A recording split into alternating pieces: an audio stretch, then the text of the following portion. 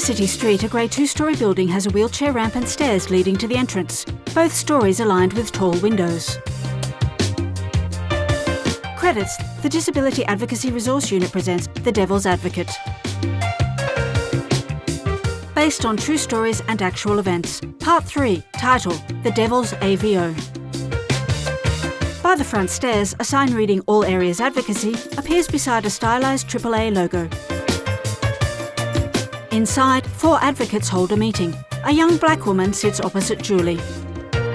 The next case is Mike Patterson. Rachel, he's your client. Can you give us some background? Yes, Mike lives in a group home. He's a former bikie with an acquired brain injury from a heroin overdose.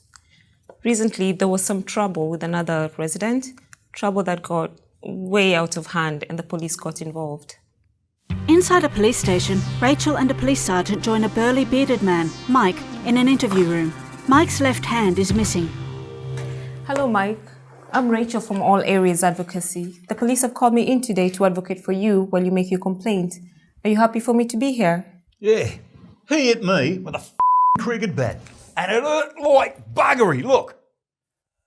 And when I'm not there, he sneaks into my room and farts into me pillow. The sergeant hides a smile. Well, Mark, if you'd like to press charges for assault, we can do that. Yeah. What's the name of the person who assaulted you? He lives in the same house. Neil my brains Bennett. Neil Bennett? So you're living in the same group home with Neil? But you're a echo in here. We just said that. Rachel turns to the sergeant. Could we have a word in private?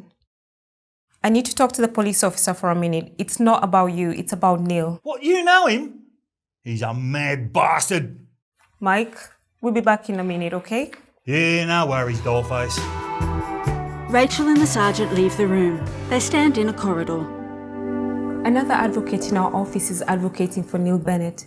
It could be a conflict of interest for me to be here with Mike, but we're the only advocacy agency in town. That's for you to work out. Assault is a serious matter. I'm happy to take a statement from Mike. He can take out an AVO against Neil, but if Neil breaches that AVO, he could be charged. An AVO might actually help us find new accommodation for Neil. Neil wants to live on his own, but the department puts all kinds of people in living together with no concern whether they can get along or not. Mike, do you want to take out an apprehended violence order against Neil? This means he can't come within 100 metres of you. Look, I don't want to go to court. I just want him to leave me the alone. So, if he didn't come back to the house, would you be happy? Oh, yeah. Be like the Tides winning a flag. Then the AVO would help to keep him away from you. And I need a new pillow. I'll see what I can do about that. My colleague is trying to find new accommodation for Neil. Look, we can apply for the AVO for now, but if Mike wants to press charges, I'll have to act on that. Hopefully, we can sort this out. I'll have a chat with Neil's advocate. No worries. Sweet. In the advocates' meeting, Marie sits between Rachel and Julie. Marie is pale with brown hair. I've spoken with Neil. I told him that we work in the same office and asked his permission to discuss the case. He's fine with that. He suggested moving to a caravan park to get away from Mike. Did you talk to Mike and get his permission? Yes, he's fine with that. Maybe that's a good short-term solution until Neil can find something more permanent. Neil's been asking for a place on his own for ages. No one's been listening, and now he's at risk of an assault charge.